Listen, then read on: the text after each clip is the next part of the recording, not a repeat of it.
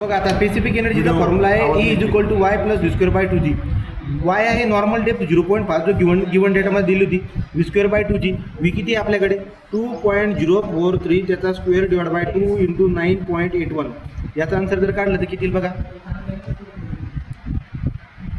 तो येईल 0.7127 metre.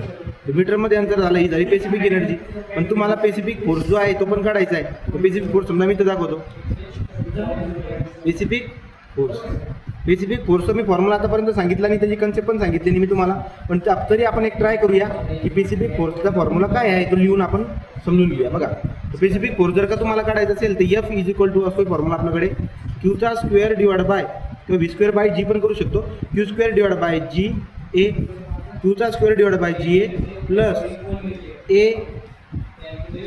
Plus ए into ठीक आहे.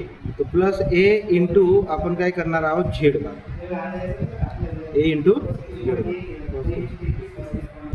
स्पेसिफिक फोर्सचा फॉर्म्युला काय आपल्याकडे q square divide by G A plus A into z bar म्हणा किंवा वाय बार म्हणा. वाय बार म्हणजे डिपच्या निम्मा.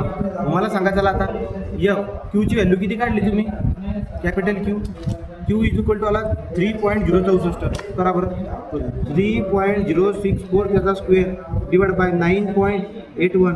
एरिया जर का बघायला गेला तर एरिया किती तुमचा आहे बघा. एरिया आहे 3 बी इंटू डी 3 इंटू 0.5 म्हणजे 3चा निम्मा 1.5. एरिया किती आहे 1.5 मग 1.5 लिहिला प्लस एरिया किती आहे 1.5 इंटू वाय बार म्हणजे डेप्थ नॉर्मल डेप्थ 0.5ची आहे. बघा नॉर्मल डेप्थ जर बघायला गेला तर 0.5 याचा निम्मा किती 0.5 डिवाइड बाय 2 आणि मला सांगा फोर्स किती आला.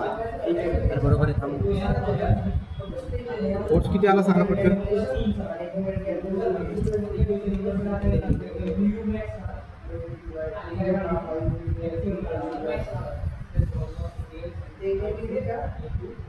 .014 ना 1.014 युनिट करू आपण.